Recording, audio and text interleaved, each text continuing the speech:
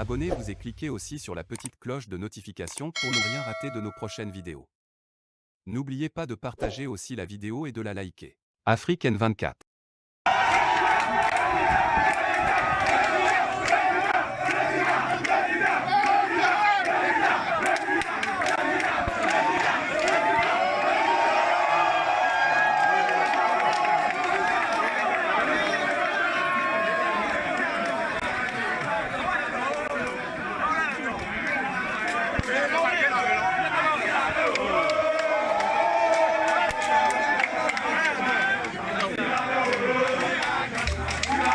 Avec tout le respect que je vous dois par rapport à votre statut de journaliste, la voix des sans-voix, je tiens à vous dire infiniment merci. Ne perdez jamais espoir. Ce Togo nouveau qui va et qui doit arriver permettra à chaque Togolais de jouir pleinement de ses droits et d'être au service de toute la nation avec impartialité et rigueur.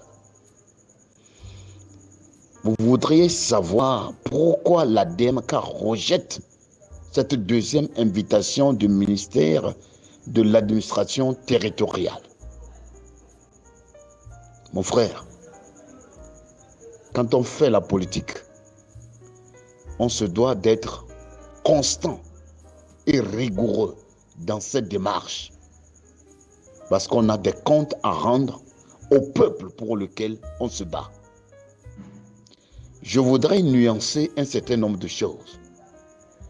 La politique est différente du syndicalisme.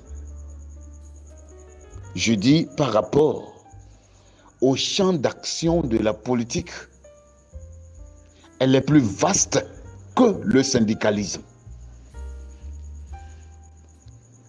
Quand le régime RPT uni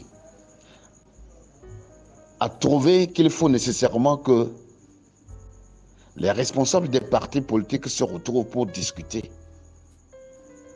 ce n'est pas par contingence, ce n'est pas par faveur, c'est que honnêtement ils savent que c'est un passage obligatoire pour apaiser les choses, pour ramener plus ou moins la sérénité entre acteurs politiques de notre pays.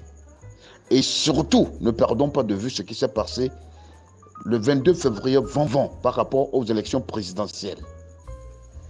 C'est une mascarade électorale organisée sciemment pour humilier, décourager les Togolais par rapport à la chose publique, à la gestion de l'État. Un homme politique n'est pas un syndicaliste. Le syndicalisme est plus réduit. Ça concerne un domaine social plus ou moins réduit. En ce niveau, dans le cadre syndical, un ministre dans son domaine peut inviter les syndicalistes. Là, c'est un arrêté. C'est différent d'un décret. Un décret, ça relève de la compétence d'un chef d'État. Un arrêté relève de la compétence d'un ministre. Pour le cas de l'avenir de notre nation, quand on décide d'inviter les acteurs politiques à une discussion qui se veut sérieuse, dans un État qui respecte les acteurs politiques, ça ne relève pas de la compétence d'un ministre. Ça ne relève pas de la compétence d'un ministre. Si réellement, la politique, c'est l'affaire de toute la cité. La politique est plus vaste que le syndicalisme. Ce qui fait que quand on convoque les acteurs politiques pour discuter des affaires qui touchent toute la nation, toutes les composantes de la nation, ça ne relève pas de la compétence d'un ministre. Ça relève de la compétence d'un chef d'État. C'est pourquoi on dit chef de l'État. Et quand on parle de la politique, ça touche tous les domaines de l'État. Donc, on ne peut pas confondre les choses. Un ministre qui est un élément du gouvernement ne peut pas, n'est pas habilité à convoquer des acteurs politiques et surtout pas des moindres, si les gens se respectent, quelqu'un qui a une fois participé à une élection législative et surtout à une élection présidentielle en temps normal, pour le respect dû à son rang, un ministre ne peut pas se prévaloir de le convoquer à une discussion si, entre-temps, le chef de l'État ne s'est pas prononcé pour dire au peuple togolais, à partir de telle date, je demande aux acteurs politiques de se mettre ensemble pour discuter et trouver des solutions idoines qui bloquent le bon fonctionnement de l'État. Je voudrais que les gens se respectent assez.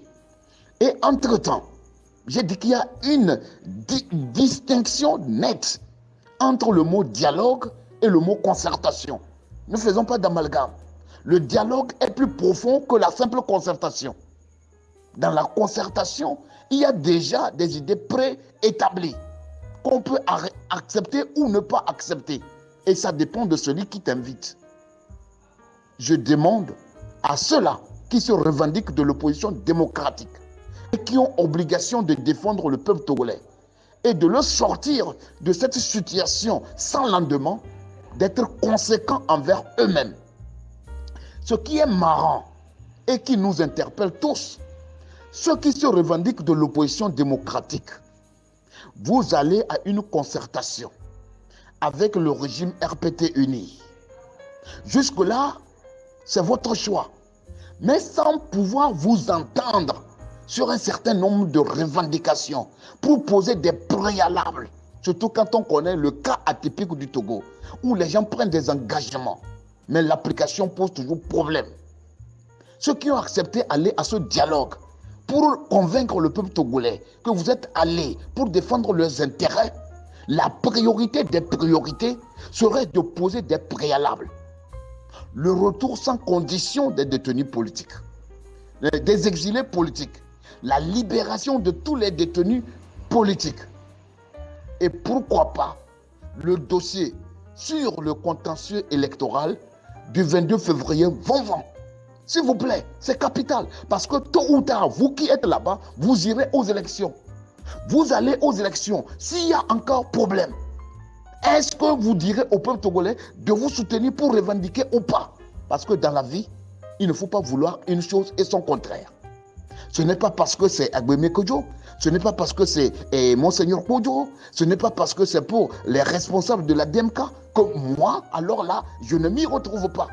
Si c'était X ou Y qui peut demander aux autres, alors là, moi, je décide d'oublier ou fermer la page de ce qui s'est passé le 22 février 2020. S'il vous plaît, n'oublions pas l'histoire récente de notre pays. En 2010, tous les Togolais de Lomé à Sécassé et au-delà de nos frontières étaient dans les rues pour revendiquer la victoire du peuple. S'il vous plaît, n'oublions pas l'histoire. Parce que l'histoire est têtue et elle finit toujours par nous rattraper. Ce qui nécessite assez de rigueur, de cohérence, de constance dans les actes que nous posons. Plus loin, ce que je voudrais dire, et pour finir, la DMK est constante et cohérente. J'avais dit, et je le répète, c'est pédagogique. Les gens seront les tout premiers à crier au scandale si la DMK dit aujourd'hui, je renonce à ma revendication prioritaire par rapport au contentieux électoral du 22 février 2020. Nous ne sommes pas des plaisantins. Nous ne sommes pas des bambins. Nous ne pouvons pas dire une chose et son contraire. Tout le monde a reconnu la brillante victoire de la DMK. Même si par après, les mêmes individus nous traitent de collaborateurs du régime et de corrompus. S'il vous plaît, qui ne veut pas revenir au Togo?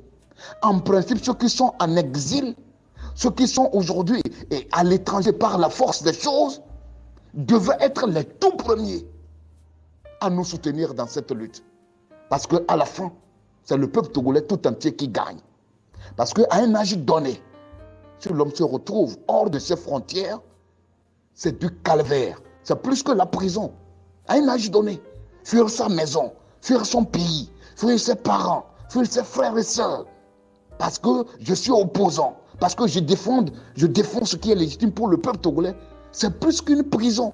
Parce qu'au moins, dans la prison, tu es chez toi. tu es au Togo.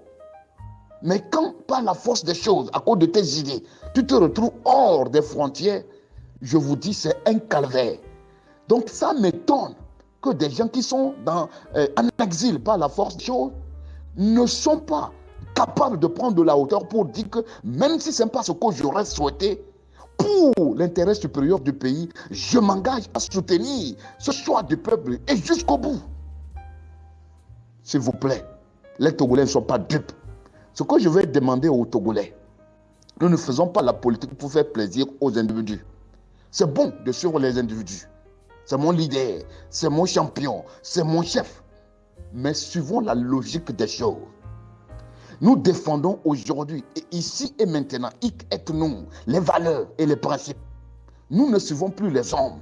Nous ne devons plus suivre les hommes. C'est ça qui nous a coûté jusqu'à ce jour. Parce qu'il y a beaucoup ce que j'appelle dans les partis politiques le culte de la personnalité. Parce que les gens ont fait croire aux autres comme si sans moi, la lutte est vaine et n'aboutira jamais. Et jusqu'à ce jour, les gens ont eu ce complexe dans leur esprit. On a comme l'impression que certains sont nés pour être seulement les meilleurs, les leaders. À part eux, ce n'est plus possible. S'il vous plaît, les hommes s'en vont, les États demeurent. Nul n'est irremplaçable. Likez la vidéo si ce n'est pas déjà fait. Laissez aussi votre point de vue en commentaire.